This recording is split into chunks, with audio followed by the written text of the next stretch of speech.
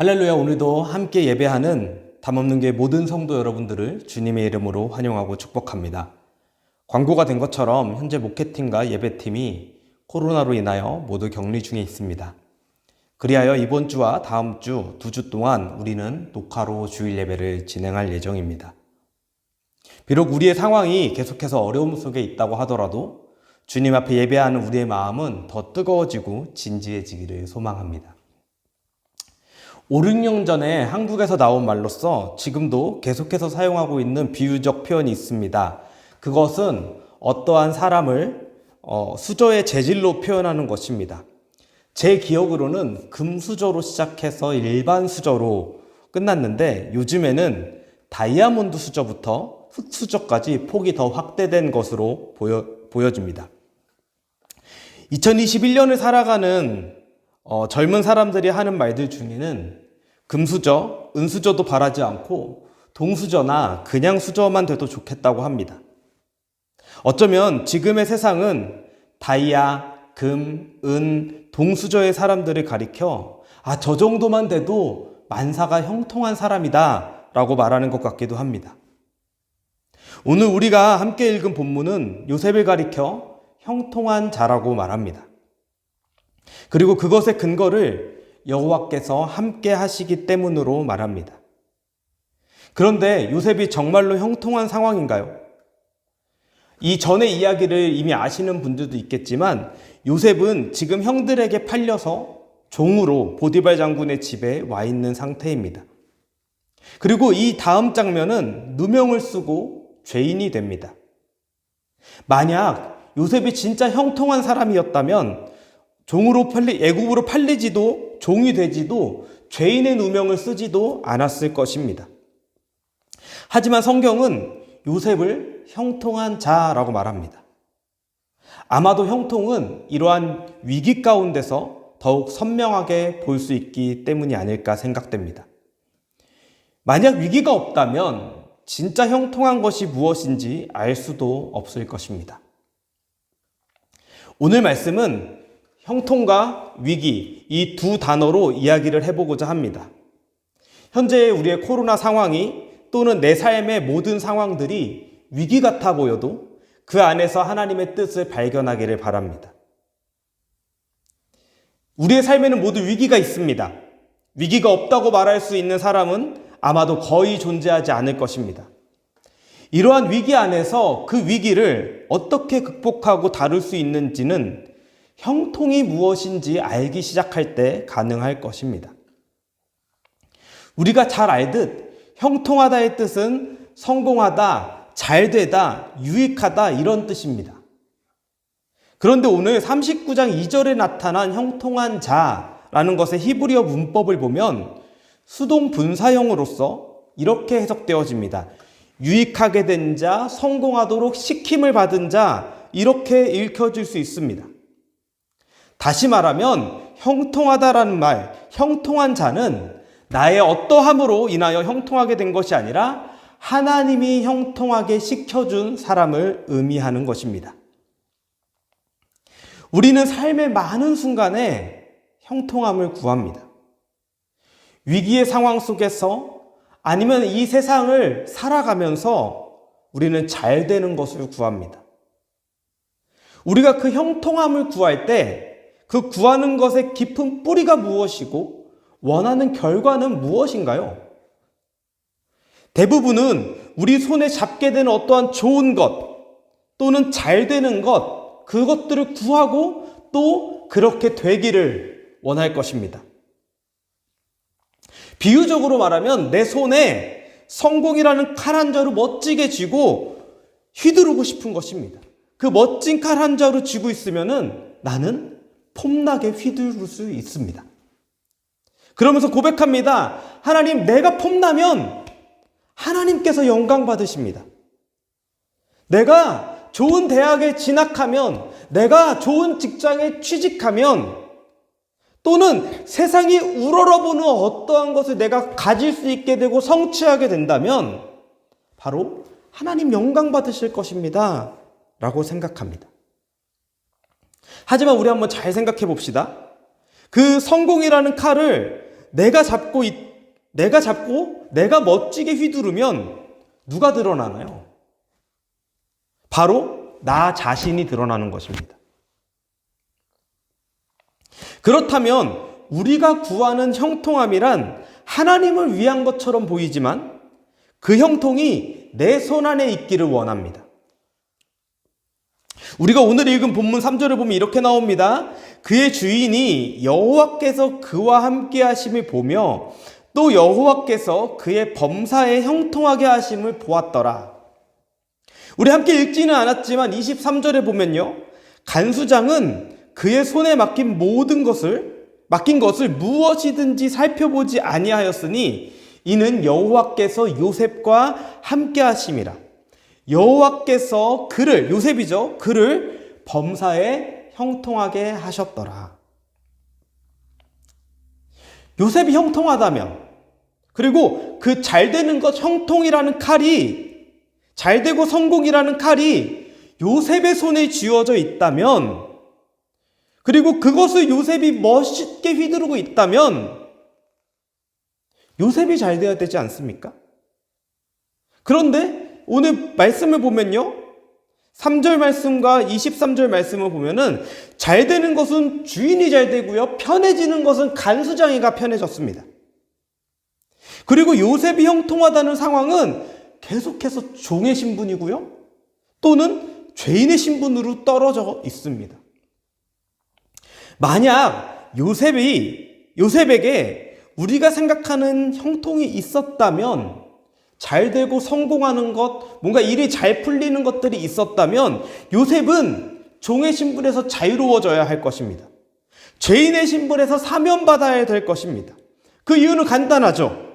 우리가 성경을 읽어보면 알겠지만 요셉은 종이어야 할 이유가 없었습니다. 죄인이어야 할 이유가 없었어요. 하나님 앞에서 온전했던 자였는데 음행을 행하지 않으려고 그렇게 행하다가 누명을 쓴 죄인이었습니다. 아무런 이유가 없었어요. 그런데 이렇게 억울한 상황 속에서 형통하다고 하는 요셉은 잘 되는 것이 아니라 보디발이 잘 되고 간수장이가 잘 되고 있습니다. 우리 3절을 다시 한번 볼까요? 이렇게 나와 있습니다. 그의 주인이 여호와께서 그와 함께 하심을 보며 또 여호와께서 그의 범사에 형통하게 하심을 보았더라. 이 구절을 히브리어로 바로 이렇게 직독직해를 해보면 이렇게 나옵니다. 그가 보았다. 누가 보았냐면요. 그의 주인이, 보디발이죠. 그가 보았다. 그의 주인이 여호와께서 그와 함께 하심을, 그리고 모든 것을, 여호와가 형통한 것을 그의 손 안에서 행하심을, 이렇게 해석할 수 있습니다. 여호와가 형통한 것을 그의 손 안에서 행하심을. 누가 형통한가요? 요셉이 형통한 것이 아니라 하나님이 형통한 것을 그의 손, 요셉의 손 안에서 행하십니다. 바로 형통의 주체가 하나님이고 그 하나님의 형통이 요셉의 손 안에 있을 뿐입니다. 보통 사람들은 형통하십시오, 성공하세요, 성공의 칼을 손에 쥐세요 라고 하면 좋아하고 그러길 원합니다. 물론 우리도 그 기준 안에서 잘 되고 형통할 수 있습니다. 하지만 그 형통은 하나님의 형통입니다. 하나님의 것입니다. 하나님의 형통함이 있었고 그것은 오늘 본문에서 요셉의 손 안에 있었습니다. 요셉은 그것을 받아서 가지고 있는 것뿐입니다. 그러기에 요셉이 형통하다는 것은 바로 하나님과 함께 있다라는 것, 하나님과 함께 있는 것이 형통함이 되는 것입니다. 이제는 위기를 살펴보겠습니다. 갑자기 39장에 형통이란 단어가 왜 등장할까요? 오늘 본문 2절에 보면요, 여호와라는 단어가 나옵니다. 여러분 많이 들어보셨죠? 하나님을 일컬을 때 쓰는 여호와라는 단어. 창세기 전체에 걸쳐서 여호와는 정말 많이 나타납니다. 그런데 여러분 성경을 천천히 읽어보시면 알겠지만 창세기 32장 이후로는 이 여호와라는 단어가 오늘 읽은 39장까지 등장하지 않다가 39장에 다시 등장합니다. 하나님이란 단어도 35장에 나타난 이후로 39장 9절에 와서야 다시 나타납니다. 하나님이 침묵하셨다가 나타나는 장면인데 그때가 요셉이 가장 큰 위기의 순간이었고 하나님이 그때 여호와라는 이름이 나타날 때에 형통이라는 단어를 가지고 나옵니다. 처음에도 말씀드렸듯이 형통은 위기 속에서 그 의미를 더 알 수 있기 때문입니다. 우리는 방금 형통을 이야기할 때 요셉이 형통한 것이 아니라 하나님의 형통함에 대해서 이야기를 했습니다. 그렇다면 위기도 요셉의 위기가 아니라 여호와 하나님의 위기가 있는 것입니다. 출애굽기 1장 7절을 보면요. 이스라엘 자손은 생육하고 불어나 번성하고 매우 강하여 온 땅에 가득하게 되었다라고 말합니다. 생육하고 불어나 번성하는 것, 이것은 창세기 1장 28절의 창조의 때에, 창세기 9장 1절의 노아 홍수 직후 노아에게, 그리고 직접적으로 단어가 나오지는 않지만 창세기 15장의 아브라함에게 하나님께서 말씀하신 것입니다. 생육하고 번성하는 것, 이것이 하나님의 형통함의 계획입니다. 하나님의 나라의 계획입니다. 하나님은 세상을 창조하시면서 하나님의 나라를 이루기를 원하셨습니다. 그리고 이 생육하고 번성하는 것을 우리가 지금 이야기하고 있는 형통함이라는 단어와 항상 함께 나타납니다. 바로 이 하나님의 나라를 이루는 것이 하나님의 형통함입니다. 하지만 이 하나님의 형통함의 계획은 항상 위기, 다른 말로 불통, 형통하지 못함을 맞이하게 됩니다. 먼저는 아담과 하와 때 발생하죠. 생육하고 번성하는 하나님이 주시는 가장 큰 복을 가장 잘 누릴 수 있는 위치에 있었던 아담과 하와였지만 스스로 하나님과 같아지려는 범죄로 인하여 실패합니다. 그 죄가 처음으로 들어오죠. 그럼에도 불구하고 하나님은 동물을 죽여 그 가죽의 옷을 입히시면서 그들을 구원하십니다. 그 다음에 가인과 아벨 사건에서도 가인은 아벨을 죽입니다. 하나님의 계획은 뭐라 그랬어요? 생육하고 번성하는 것, 생명이 살아나는 것인데 살인이 일어나면서 위기가 발생합니다. 노아 이전 시대에는 어땠나요? 모든 사람이 나면서부터 생각이 악하다고 합니다. 자기가 옳은 대로 살아갑니다. 결국 그들은 죄악으로 인하여 심판이 있었고 그로 인하여 위기가 발생합니다. 하나님은 인간에게 형통을 주시려고 했지만 인간의 내면적인 여러 가지 욕구들과 죄로 인하여 하나님이 주시고자 했던 형통의 위기를 만들어내고 개인의 위기를 넘어 하나님의 계획을 위기로 몰고 갑니다. 이러한 상황에서 창세기 12장에 하나님은 하나님의 나라를 위해서 우리가 잘 아는 아브라함을 선택하시고 부르십니다. 하지만 아브라함에게도 위기가 발생하죠. 애굽으로 내려가서 자기 부인을 누이로 속입니다. 하나님을 믿지 못했던 아브라함의 행위가 위기로 바뀌는 상황입니다. 이때 하나님이 개입하셔서 아브라함을 구원해 주십니다. 그러나 아브라함은 또 그 아래서 똑같은 잘못을 합니다. 아브라함을 통하여 생육하고 번성하는 하나님의 복이 흘러가야 되는데 너는 복이 될지라라고 말씀하셨는데 계속해서 아브라함의 잘못으로 인하여 위기가 생기게 됩니다.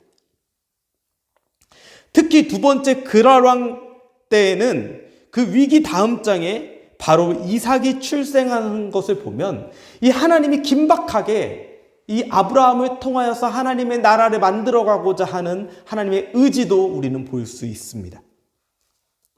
이삭은 어땠나요? 부전자전이라고 이삭도 아브라함의 잘못을 그대로 행합니다. 자기 부인 리브가를 그랄 왕에게 누이로 속입니다. 이러한 인간에 의해서 만들어진 위기를 형통으로 돌려놓으신 분이 하나님이십니다. 하나님이 그렇게 하신 이유는 생육하고 번성하기를 원하시는 그 하나님의 나라를 계속해서 세워가기를 원하시는 하나님의 원래 계획을 성취하기 위함입니다. 이삭의 두 아들에게도 위기가 있습니다. 야곱이 장자권을 빼앗기 위해서 에서를 2번씩 속입니다. 그리고 에서는 야곱을 죽이고자 합니다. 그때 하나님은 야곱을 에서에게서 빼내어 밧단 아람 삼촌 라반의 집으로 보내셔서 야곱을 지키시죠. 그러나 그곳에서 야곱은 라반에게 속임을 당합니다. 부인을 속임당하고 삭슬 속임당합니다. 그러한 속임에도 불구하고 야곱은 하나님이 나를 지키셨다라고 고백합니다. 이러한 위기 속에서 하나님은 야곱을 거부가 되게 하시고 돌아오게 하십니다. 베델로, 하나님께 약속했던 그 베델로 돌아오면 되는데 돌아오는 그 기간에 또 위기가 발생합니다. 야곱은 하나님이 부르신 베델로 가지 않고 세겜에 머물러 있다가 그의 딸 디나가 강간을 당합니다. 그리고 그것에 분노하여 그의 아들 레위와 시므온이 하몰의 남자들을 다 죽입니다. 전쟁의, 부족 간의 전쟁의 위기까지 갑니다. 이러한 상황 속에서 하나님은 다시 야곱을 부르시고 지키십니다. 유다의 이야기 속에서도 위기가 등장하죠. 우리가 이미 알듯이 유다 지파에서 다윗 왕이 나오고 더 나아가서는 예수 그리스도가 나와야 하기 때문에 유다 지파는 중요한 지파입니다. 유다 지파의 위기는 유다와 그의 아들에게서 등장합니다. 유다가 첫째 아들 엘에게 아내 다말을 주었습니다. 그런데 엘이 여호와께 악을 행하여 여호와께서 엘을 죽이시고 그 당시 고대 근동의 법을 따라 그 대를 잇기 위하여 둘째가 그 형수와 결혼했는데 그 둘째 오나는 하나님 앞에 거룩하지 못하게 행하여서 하나님이 죽이십니다. 막내마저 죽으면 유다 지파가 사라집니다. 유다는 인간의 마음을 가지고 있었지만 여러분 창세기 38장 한번 읽어보시기 바랍니다. 37장이죠. 그때 며느리 다말을 통하여서 그 위기가 극복됩니다. 우리가 오늘 읽은 요셉의 이야기는 어떻습니까? 요셉 개인도 위기지만 요셉이 총리가 된 이후에 가뭄이라는 위기가 발생합니다. 그 가뭄은 애굽만의 문제가 아니었죠. 애굽과 그의 주변 나라들의 위기였습니다. 이 말은 즉 야곱, 이스라엘 가문의 위기이기도 했던 것입니다. 다 굶어 죽을 판이에요. 그때에 하나님은 요셉을 애굽에 두셔서 야곱의 가문을 애굽 땅 안으로 인도하십니다. 야곱, 이스라엘의 가문이 그 부족 집단에서 하나의 민족으로 성장하는 것은 쉽지 않을 것입니다. 하나님은 가뭄이라는 위기를 사용하셔서 야곱 족속을, 야곱의 가족들을 애굽이라는 인큐베이터 안에 두신 다음에 민족으로 번성하게 하십니다. 인간이 만들었던지 하나님이 주셨던지 위기는 모두 하나님의 방법으로 극복되었습니다. 가장 위기의 순간에 요셉을 그곳에 두셨고 그곳으로 인하여 출애굽기에서 생육하고 번성함의 완성을 보여주십니다. 우리는 지금 두 가지를 살펴보고 있죠. 형통함과 위기. 하나님께서 우리에게 주시는 형통함은 무엇일까요? 아까도 말했지만 나를 위한 것이 아니라 하나님의 나라를 위한 형통함입니다. 여러분은 무엇을 더 원하십니까? 하나님을 위한 형통함을 소망하십니까? 나를 위한 형통함을 소망하십니까? 하나님을 위한 어떠함을 소망하십니까? 나를 위한 어떠함을 소망하십니까? 우리가 볼 때는 요셉이 지금 감옥에 갇혔다가 애굽의 총리가 되었을 때를 생각합니다. 우리는 지금 요셉의 이야기를 다 알고 있기 때문에 요셉은 총리 됐잖아. 요셉은 성공했잖아. 비록 지금은 힘들었지만 요셉은 결국에는 총리가 되었잖아 라고 말할 수 있습니다. 눈에 보이는 성공이 있어야 잘 되는 것이고 형통하다고 생각할 수 있습니다. 하지만 하나님의 형통함의 관점에서는 요셉이 총리이든지 요셉이 죄인이든지 종이든지 상관이 없습니다. 하나님의 형통함을 위해서는 그 모든 게 동일합니다. 문제는 그것을 사는 나에게 있습니다. 종으로 사는 게 어려워요. 억울해요. 죄인으로 내가 지금 요셉처럼 억울하게 있는 게 힘들고 속으로 생각하죠. 내가 언젠가 국무총리가 되면 좋겠지. 내가 언젠가 성공하면 좋겠지. 내가 가지고 싶은 형통함을 그때만을 기다리면서 지금의 상황은 형통함이 없다라고 단정짓고 있지 않습니까? 어떠한 것이 내 삶에 주어져야 나는 그제서야 형통하다라고 말하고 싶은 것 아니십니까? 하나님의 형통함의 문제는 지금 나의 어떠함과는 전혀 상관이 없습니다. 내가 예수를 믿으면서 나의 삶이 불통하다, 위기만 있다고 느낀다면 어쩌면 형통함의 기준이 하나님께 있지 않고 나에게 있기 때문이지 않을까요? 오늘 우리의 삶이 어떠하든지 우리가 이렇게 고백했으면 좋겠습니다. 하나님께 대하여 이렇게 고백하는 겁니다. 하나님, 나는 형통한 자입니다. 당신이 내게 형통함을 만드십니다. 이렇게 고백한다면 우리의 많은 것들이 바뀌게 될 줄 믿습니다. 형통함과 불통함의 차이는, 형통함과 위기의 차이는 우리의 시각에 있는 것입니다. 요셉의 이야기를 전체 내용 안에서 보고 있는 우리는 지금의 상황, 요셉이 종으로 있고 또 종으로 있는 가운데 보디발의 아내의 유혹을 받아 그 안에서 하나님을 따르려고, 하나님을 배반하지 않으려고 하다가 누명을 쓴, 그리고 죄인의 신분으로서 감옥에 오래 있는 그 상황이요. 우리는 요셉의 전체 이야기를 알고 있기 때문에 답답하지 않아요. 요셉이 총리가 될 것을 알기 때문입니다. 아까도 말했듯이 요셉이 총리가 되기 때문에 형통한 것일까요? 아니면 요셉을 총리로 만드신 하나님의 승리일까요? 요셉이 총리가 된 것은요, 요셉을 위해서가 아니라 하나님의 형통함, 다시 말하면 하나님의 나라를 이루기 위해서였습니다. 말씀을 마무리하려고 합니다. 코로나 상황으로 인하여 2년이라는 시간이 어떻게 지나가고 있는지 모르겠습니다. 많은 사람들이 위기를 말합니다. 눈에 보이는 상황은 막막합니다. 언제 이 코로나가 끝날지 모르는 것 같습니다.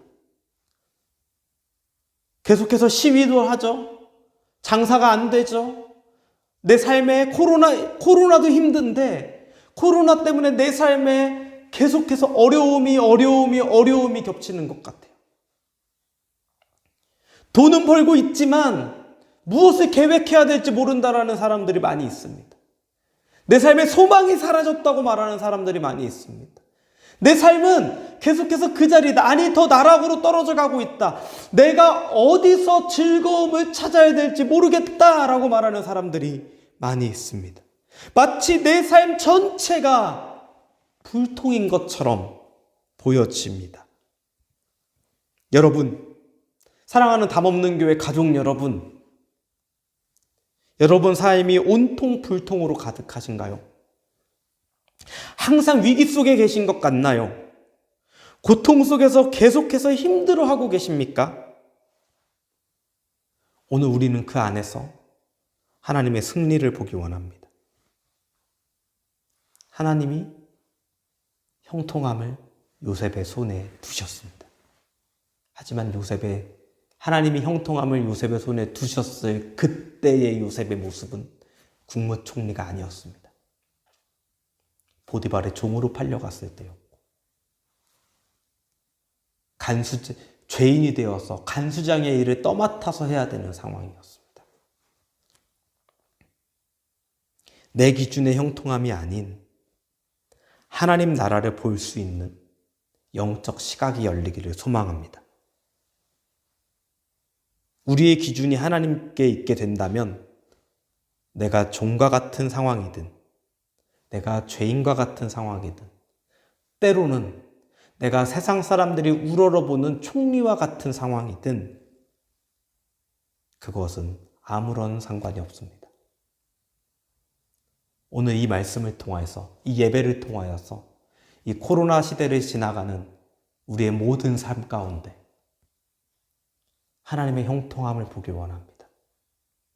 내가 내 손에 쥐고 싶은 멋진 나의 칼이 아니라 나는 아무것도 없고 내 삶에는 불통한 것처럼만 보이지만 그 안에 하나님이 찾아오셔서 예수 그리스도의 은혜가 우리에게 찾아오셔서 죄인으로 죽을 수밖에 없는 우리를 그 십자가의 은혜로 살리시고 죄와 사망의 법에서 우리를 구원하여 내신 그 예수 그리스도의 승리가